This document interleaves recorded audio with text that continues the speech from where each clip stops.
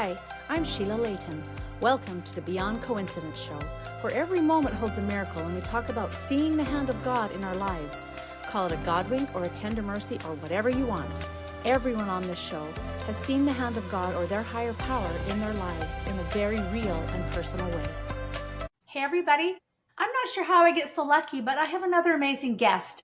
My guest today is someone who truly embodies resilience, adventure, and the power of stepping outside your comfort zone. Paul Victor is a world traveler, entrepreneur, and former student body president of BYU. Over the past 15 months, he has backpacked through 40 countries, immersing himself in different cultures and even volunteering on the front lines in Ukraine, helping schools in Palestine, navigating through ISIS territory in Syria, and giving aid in leprosy colonies in India. His family were some of the first members of the Church of Jesus Christ of Latter-day Saints in India back in the 1980s. He served a mission for the Church of Jesus Christ of Latter-day Saints in Morristown, New Jersey. From breaking a Guinness World Record to overcoming limiting beliefs, Paul has a unique perspective on embracing discomfort, pushing boundaries, and seeing the hand of the Lord in everyday life. Welcome, Paul. Thank you. Thank you for having me. I'm so excited to meet you. Paul is a very busy guy, aren't you, Paul? And he's actually in the Philippines, so he's 14 hours ahead. So we had to figure out a time that wasn't too early for me and too late for him. So we made it happen. So Paul, tell me, you're in the Philippines. Tell me what life looks like today in your world and a little bit about your YouTube channel and why you do what you do. That's a great question. Yeah, well, like you said, I'm in the Philippines. I have a friend who's letting me stay at his house for free while I edit my YouTube videos from the content I've recently filmed from the number of countries I just visited. So it's just a place where it's cheaper, the culture's great, and then from here, my next stop is Afghanistan. So it's really cheap flight to Afghanistan from the Philippines. So why did I start a YouTube channel? I graduated BYU with a business degree, and then I had a prompting to go travel the world. You know, my parents have never seen the world. They just were immigrants, came to America and worked hard. And I thought, I won't have this opportunity to see the world and experience these things. Let me do this now before this opportunity passes. So I did that. And I will tell you, I've gained more experiences or a stronger testimony of the gospel of Jesus Christ throughout my travels than I even did on my mission. So I think there was a divine purpose in doing that. And, so my day right now looks like... You've been at it for what, like a year and a half? Well, I mean, I've something like that. 3 years ago, or about 2 years, May of 2023 is when I graduated, and I've traveled 6 months, came home, worked for 6 months, went back out and traveled for 8. So back and forth. I've come back and home. So yeah, but 3 years it's been about since I've graduated. And so how much longer before you just sort of settle down and stay in one place, or will that never happen? No, it's going to happen whether I want to or not. I have a limited amount of savings. I'm not working, and the job market is a little hard in my field where I wanted to go. So I'm going to try YouTube, and I'm doubling down, and I've got about a couple months left of runway. So I'm going to film the content, and once I run out, I will come back home. But then I will analyze and say, did the YouTube channel, is the data analytics good? And if it is so, I'll continue with it. If not, then I'll, maybe the Lord, that's how the Lord maybe kind of speaks to me, is like I try something, and if it doesn't work out, maybe another path is meant for me. So that's kind of how I'm approaching it. Oh, that's cool. And so where is home? Cottonwood Heights, Utah. In Utah. Okay, Paul, let's go back and tell me about life growing up. Where were you born? How many kids in the family? Where did you fit in? Did religion play a part? And as part of that, maybe a little bit about your parents and their conversion. Sure. I grew up I was born at Sugar House, Utah, Salt Lake City, Utah. I grew up there. So born and raised in Utah my whole life. I have one younger brother. He's married, 2 kids. He also lives in Utah now. And yeah, both my parents were immigrants from India. My dad was the first 22 converts in the 1980s, served a mission in Salt Lake. And then after his mission, he just never went home. So he worked here. And then after 10 years of working here, he had an arranged marriage, married my mom, brought her from India to here. And then my mom had her own conversion story where, from my understanding, she didn't speak the language. She's in a new country. And basically the missionaries came up maybe 10 plus times, and my mom always pushed them away.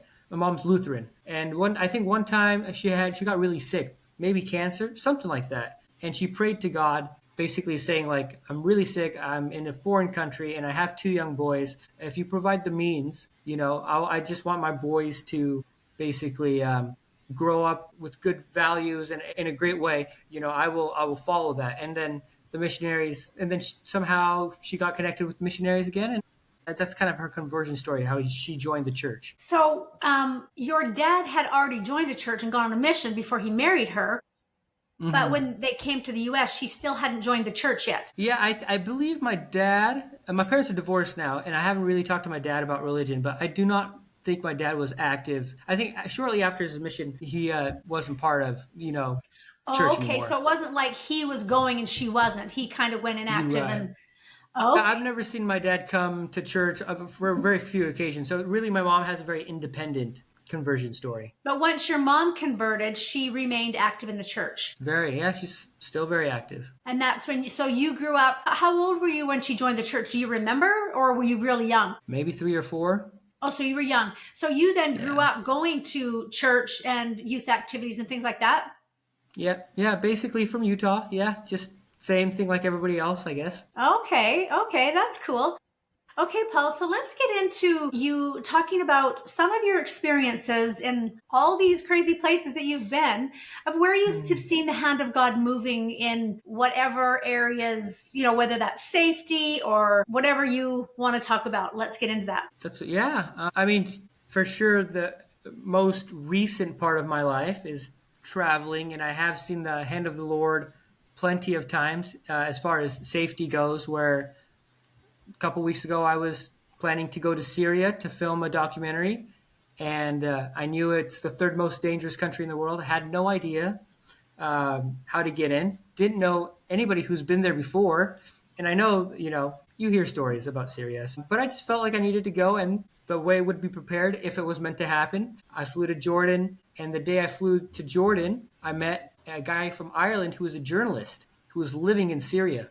What are the chances? And I met him at the airport. Next day, How I you just met him at the followed it. airport? I just met him at the airport. He bright red hair, and I didn't understand the visa situation. So I just talked to the first guy that I saw that looked like he spoke English, and I talked to him and asked a question. I forgot the question, but then after I got through immigration, I checked into my hotel or my hostel. By this time, we parted ways. It was like 5 seconds of asking a question, and at the same hostel that I was. 3 hours later, he checked in right behind me. The whole city of Jordan. But what are the chances? So, yeah. This same Irish guy that you had met at the airport ended up staying at your same hostel. Correct. Yeah. I mean, it was the cheapest hostel that we could both find, so maybe that played a role into that. But I mean, Maybe.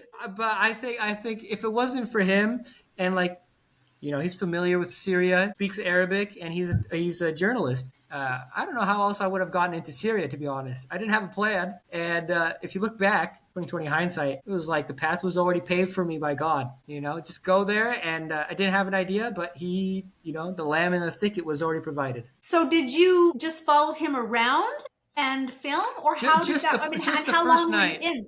Pardon me. I was there for 10 days in Syria, but I just followed him across the borders. It was like the afternoon. We got in the taxi. He showed me which bus station to get on in Jordan. He spoke Arabic, so all I just did was follow him, and he had my passport. So he said, "Yeah, just get on this bus." And just a couple hours prior, there was a massacre. There's a religious massacre, so everybody was being killed by a different. It's a whole historical thing. And so our bus passed right through that neighborhood where everyone was being massacred at. So it was really dangerous. And I was also having second thoughts. Should I even go? But, I followed him and then didn't have a place to stay that night. Once I got into Syria, because of the massacring, everybody left their homes and all the hotels or the hostels are booked. So I was basically going to sleep on the street, and you can hear the gunshots going off. So I ended up That staying with can't be this good. guy. No, of course. I mean, going to Syria, first of all, is not. There's already some inherent risks you're, incorporating, but it could have ended bad. It could have ended worse. I'll say that. But, this guy let me stay with him. He's staying in a compound with other journalists. And conveniently, there was one bed open just for that one night. Wow. So do you get scared? Yeah. Yeah. I mean, I guess maybe before, sure. But I think when we're talking about the theme of your podcast, beyond coincidence, I know I'm supposed to go to Syria.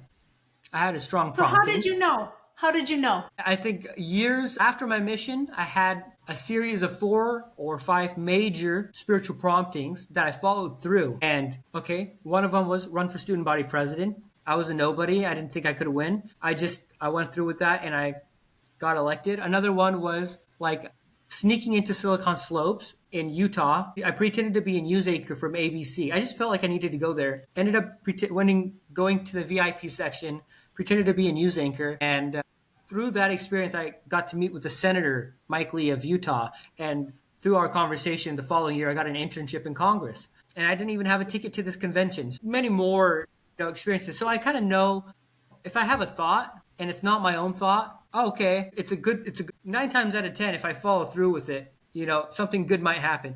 I don't know how to describe it other than like, it's like a muscle now at this point. Like, okay, this is a Yeah, I thought. think I know what you mean. Like Yeah. you have a thought and it's a good thought and you're like, I wasn't even thinking about that. And so you know it's from the Lord. And if you follow through with it, He's going to help you. Yeah. Yeah.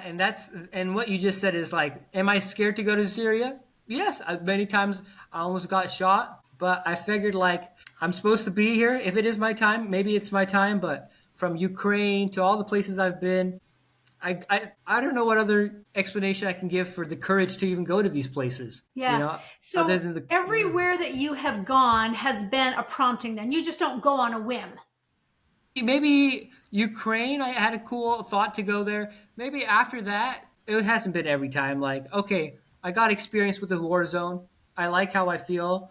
The media is not accurate. How America is showing on the TV. When I go there, 100% different. Not 100%, Right. but vastly different. People are way nice. It's not like, and I wanted to leverage this and make my YouTube part of this channel. But Israel, Palestine, it was a cheap $50 flight ticket from Bulgaria. There's no prompting there. I just thought to go, and I got to go to the Holy Land, met a bunch of people, hiked everywhere, stayed with the branch president in Jerusalem. So not everything was a direct, like, strong prompting. Yeah. So when were you in Israel? How long ago? It must have been almost a year ago today, during the height of the conflict. Oh, so that was kind of scary. I was there 2 years ago, like April of 2023. I was there on a tour and Oh it was wow! amazing. And then the war broke out that fall of Yeah, 2023, right? So you were there just right. a year Six ago, months which would have after. been still pretty crazy. Yeah, no, it was Gaza was at its, this it's at the, I won't say the peak, but it was pretty intense. I bet. Tell me, if you're looking at all these 40 countries, what would you say are the one or two most impactful experiences of where you saw the hand of Lord in your life in some of these places or The anywhere in your first, life, really? sure. Well, I guess to answer your first question pertaining to the travels, the first, honestly, I think maybe the biggest one was okay when I'm approaching graduating college. Everybody's settling down, getting married, career. They're thinking about jobs, internships, and I thought about I just need to go see the world. I couldn't even focus on my studies. I made a whole spreadsheet of what countries I'm going to see, how to get the cheap plane tickets, et cetera, et cetera. But what kind of prompting is that to kind of like take the path least traveled? Right. I'm not going to be focusing on my career. I'm still kind of, I'm still worried about that, but everybody else going to grad school, and here I am just going to be a bum traveling. Anyway, so I was worried about that, but I felt like I needed to go. That was the bottom line. Maybe the Lord was preparing certain people for me to meet. Maybe I was supposed to have some certain experiences for my own benefit. Whatever be the case, I was supposed to go. My first country was Taiwan, and I was staying at the temple housing, and I saw one girl outside on the temple grounds, and didn't have any friends at that time. I'm alone, so I went out. I talked to her. You're I talking the calmed. LDS temple, right? Sorry, yes, the Church of Jesus Christ of Latter-day Saints, our temple. I forgot to mention. Yeah.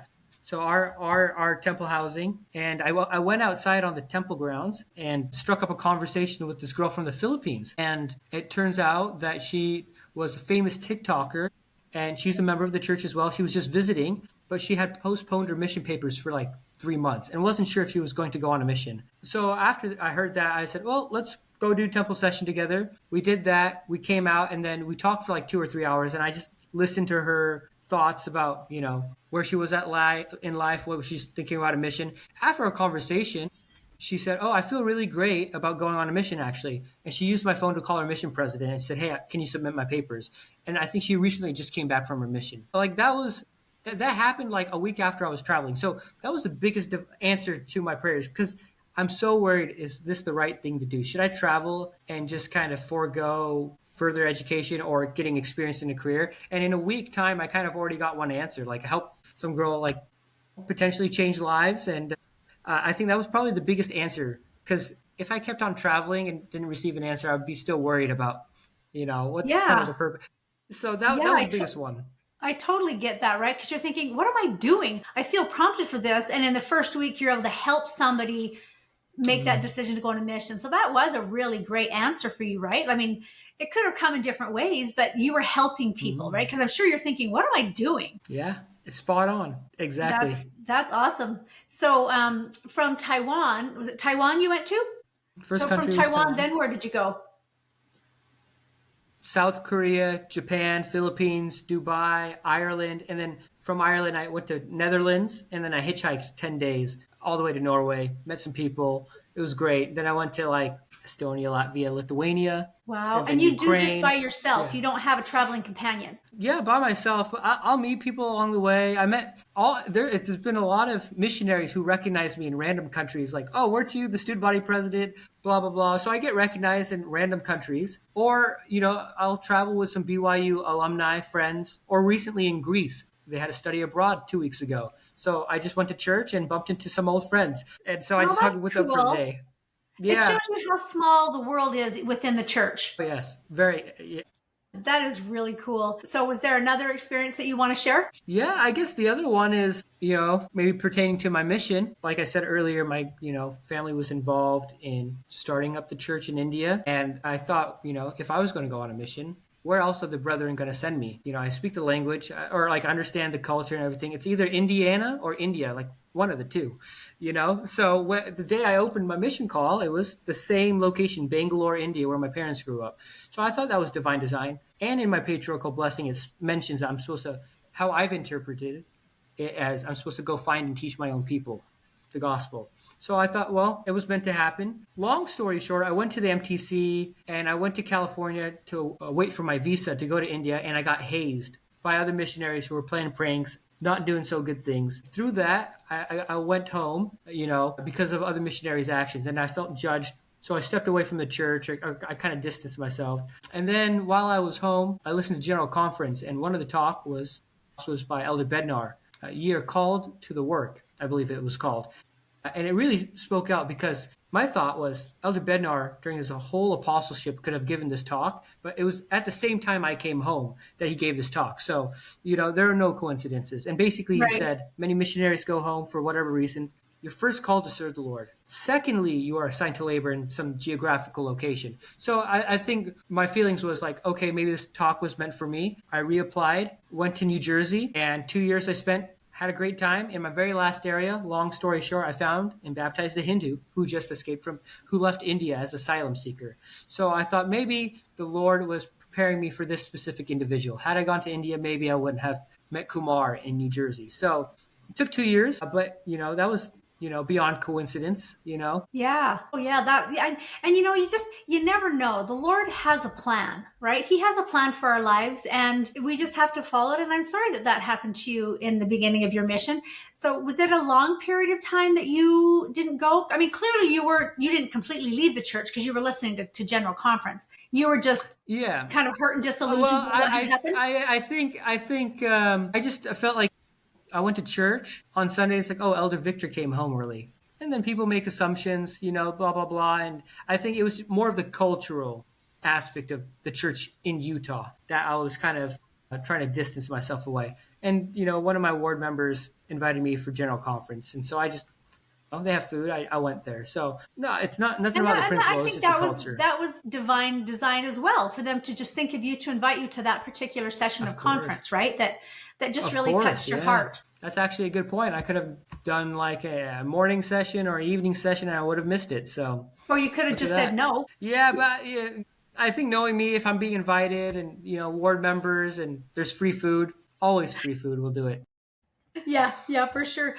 So in your little bio, it talks about overcoming limiting beliefs. Tell me a Hmm. little bit about that. Yeah, I mean, I'm not saying like I'm at a point where I've overcome all my limiting beliefs. I'm still working on them. But Give me one grow that you think is a limiting belief that you have.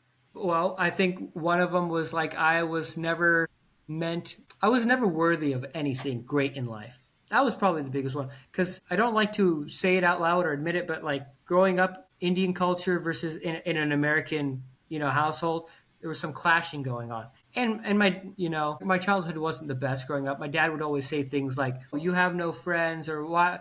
All negative things like, "Oh, you're stupid." My mom would always say like, "You're dumb," or like all negative things. So for 18 years, I would believe that. So I thought, graduating high school, didn't have any friends, had no accomplishments. I was basically a nobody. And so this is kind of the person that I kind of adopted, that I'm just supposed to kind of survive through life. Then I went to Right. college and But I just had clearly that's to, not true. no, well, not anymore. Yeah, but at one point I did believe that. But you got into BYU, so clearly you're a smart kid. Yeah, that's I don't even know how. I didn't even know what BYU was when I applied. My uncle just told me to apply, and he went You there didn't know what as BYU was and you lived in Utah? yeah, I was living under my childhood was very no, I won't say oppressive. I was just I was like living under a rock basically. School and then just like dealing with stuff at home. Didn't know what BYU was. I only applied to U of U, and then my uncle said apply to BYU. I think I've heard of it, but I didn't know it was like a church school. I didn't know Okay. it was prestigious or hard to get into. You Yeah, I just just applied applied and got in. and that's a miracle in it of self. I know a lot of my friends and peers back then were, preparing their test scores to get into BYU. I just took the ACT, went to U of U, and was ready to go. And then a week before, I changed my application and applied for BYU and got in. That's awesome. So, did you experience racism? I mean, maybe this isn't a good question, but we can take it out if we don't like it. No, no, I've had this conversation Did you before. experience racism in Utah? Can you define racism? What is your Well, definition of racism? did people tease you because of the color of your skin? Were you denied opportunities because of your background and your culture? Did people make fun of did you do things culturally that people thought were weird? I don't know. Did you experience any of that, or is it just normal teenage mean? The No, kids are just mean to each other. no, and I'm still trying to understand this. I don't know if this is in my own head or if this is actually reality, but I've talked with other minorities on campus. And I mean, major thing comes up is dating. Dating is always hard. Or like I had one friend who said like she's Latina, and the bishop would come up to her and say, or somebody would come up to her and said like, "Would you like celebrate?" Actually, no. I have a better example. I had a friend from India who's on campus. They're twins, and they went to work at the subway on campus. And one of the twins, they told me, is like they're working first day on the job, they don't know anything, and she overhears two people in the back saying, "Oh, I don't want to train the brown girl. Give me the white girl to train." And that hurt her feelings, and she didn't get trained properly, ended up getting fired. And then I don't think she really left her dorm ever, or like after that. So some comments like that, or I think it was the other twin that was walking on campus, and some white girl comes up to her and says, "Oh, you smell nice. I thought Indians are supposed to stink, because we make curry." And that's like a Oh, common that's conception. And so terrible. she, but like small things like that. For me, maybe the dating has been hard in my perception. I know, I think is dating's it, hard anyway, isn't it? it's true. Yeah, and it really is. I mean, that's what I was about to say is like, is that actually societal pressure because of my color, my culture, or is it that just like everybody else? So, Yeah. I don't but know. I would think, I mean, yeah, you're a handsome guy, you're an active member of the church. Why does skin color matter anymore? I don't know. Maybe it does. To me, it doesn't clearly matter not. to me. I don't care. If you're a nice guy, you're an active member. I'd be okay if my daughter dated you. I mean, she's married now, but you know what I mean? I just think I hope that we are better. I hope that we are better, with that sort of thing. Sure.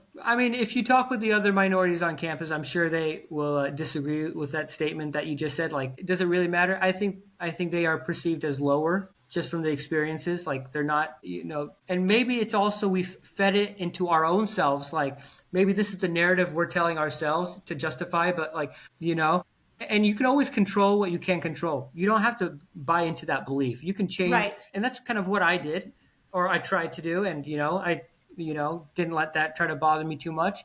But like But clearly other people people, liked you. I mean, otherwise, how did you become the president? You were the student body president at BYU. Is that honestly, a that was 1 year just thing? I ran. Yeah, it was a 1 year thing. I ran as a joke. Wasn't planning on actually. I just had a thought. I just wanted to share my story and just make friends, and didn't take the. I kind of, I got my friends. It was my team. The people who I got together really. If it wasn't for them, I wouldn't have gotten in. But What I could. Yeah, go for it. as your platform, what story did you want to share? It was called No Strangers Among Us. That was the platform. And my team was pretty diverse compared to my competitors, the other people. I had people from all sorts of races and backgrounds: Chinese, Japanese, Arabic, and just like everybody had. I had them write their name in their own language for the portfolio, and I had one girl do sign language. Another guy spoke 5 languages, so I told him to Wow. introduce himself in each of. So just like there's no strangers among us at BYU, and like everybody's included, like inclusive. So that was kind of the platform. Yeah, like you're all children of God. Doesn't matter where you come from. Yeah, yeah. So that was exactly, and that's kind of what I stood on. That's a really cool, unique experience in and of itself. Just being able to be the president of Yeah. BYU. Also, you talk about embracing discomfort. Mm. Obviously, you're good at that. I would be terrible. What you're doing would be terrifying to me. Like to not have a plan and go into any country, never mind Syria, but Yeah. to not have a plan, like, is that your personality? Are you just pretty chill and just kind of fly by the seat of your pants and it doesn't stress you out? Or is that something Yeah. you sort of come to embrace? I think a little bit of both. Maybe it was always kind of my personality, but based on my childhood growing up, it was just never, that trait was never allowed to flourish.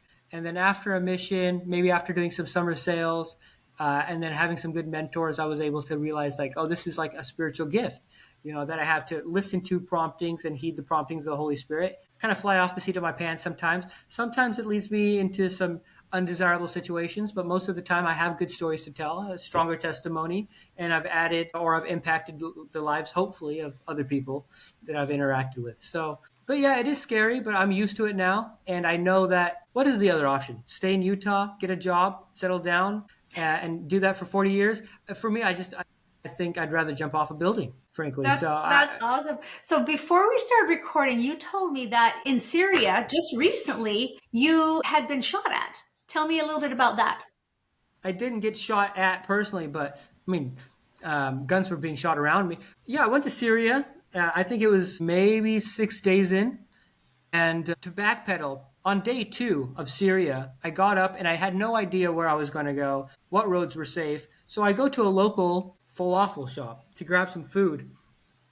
And would you believe it? The guy next there is white. Ever since him, I've never seen another white guy in Syria again. Maybe I saw one other German guy, and we connected, and he was the first guy from the Netherlands or ever to drive his car from the Netherlands to Iraq, and he's the first guy into Syria. So he had a car. Basically, we became friends, and for the next 10 days, I rode in his car, and we drove the whole country. And Was one he just of the there cities, exploring around, or what was he doing there? yeah, he's exploring he went to Iraq, Saudi, he's just, right out of high school before he goes to college, he wants to explore the world. Wow. And so So- he became kind of your taxi driver, I guess, hey? Kind of, yeah. In a sense, and if it wasn't for that, I wouldn't have had all the experiences that I did have if I had taken a bus, and I would have missed. And like, I met the oldest guy in Malula village. He still speaks Aramaic, the language of Jesus. So I have content about what does that language sound like. He came in our car. We talked with Michael, was his name. So that was really cool. And then on day 6, to answer your question, I'm almost being shot at. There's so many security checkpoints, and these people waved us down while we were driving. We thought they were But police. you couldn't even speak the language. How did that work? You couldn't even speak the language.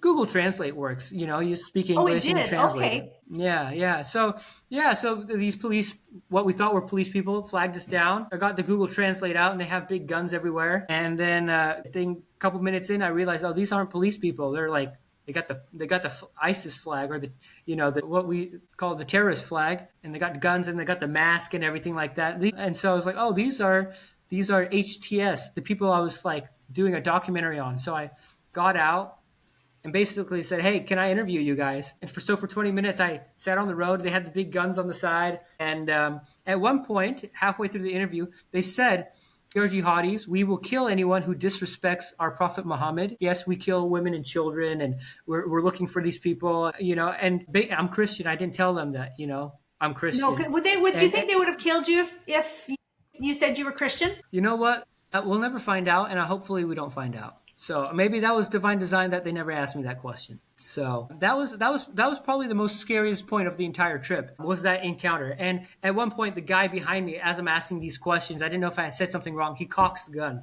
and scares the living daylights out of me. But they were friendly. Was your white friend with you at that point? Yeah, the guy from the Netherlands. Yeah, he was in front of me. He was totally scared, but it's not like he's going to drive away. He's like, we're both in Syria together. There's already inherent risk we've incurred. So, but yeah, it worked out well. And like at the end of the interview, a whole truck came by of all these members from this organization, and the guy took my camera and just left. So that's when I thought, like, okay, I'm going to die. They want me to go in the truck and take me off to some random city, and they're going to execute me. I talked it out with them, and they gave me my camera back, and we went on our way. So it worked out well. Oh, that's wow. You are. I don't know if you're brave or crazy, but I think I tend to think I'm missing a couple screws. I tell people that. There's what logical explanation?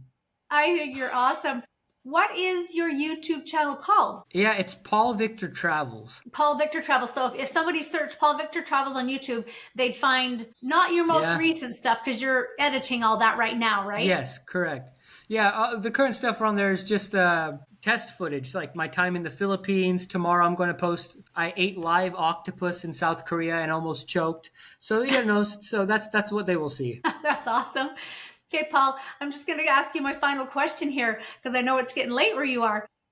Why do you think it's important to recognize the hand of God in your life? Maybe I'll say, if I didn't recognize the hand of God already in my life, just looking back, what are the experiences would I have missed? I would have probably fallen in a lot of pitfalls. I don't know if it was drugs or maybe not being part of the church. I probably wouldn't be going on a mission, wouldn't have went to BYU, didn't have an internship in the Senate, didn't travel the world. All of these things, all of the good things that have happened are because I've learned to follow, identify, and have the courage to heed the promptings. So I think my life would be very different. I don't know where I would have been. So I think it's important to, moving forward, the Lord wants to bless us and will bless us if we are able to listen and heed his promptings, and that is conditional upon us, asking in prayer and having faith. I think it's just important to recognize that, so you can avoid pitfalls. You can build up you can be basically a tool. For me, all these promptings are not just for my own benefit. Sure, I've learned a lot, but I think hindsight, maybe one of two things. He's helping me try to learn something from this experience to grow my character for some future, whatever thing he might have me need to do, or interact with somebody else and add value to them, whether that's gospel related or just on a, friendship level. You never know what people are going through mental, being a friend, you never know. So I think all the promptings have led me up to impacting my own self-character or developing other people. I love that, because I was going to ask, what do you think the purpose of all of this? But you nailed it. You already answered that question. So, Paul, thank you so much. I love what you're doing. I can't wait to get onto your YouTube channel and watch some of your stuff. And I really appreciate you making time to chat with me tonight. And good luck and be safe. Thank you. And thanks so much. I'll try. Thank you so much. Thank you for having me. It was great. Thanks for listening. If you have an experience where you have seen the hand of God or your higher power in your life, I want to hear about it. Please send an email to Sheila@beyondcoincidence.com. Have a great day.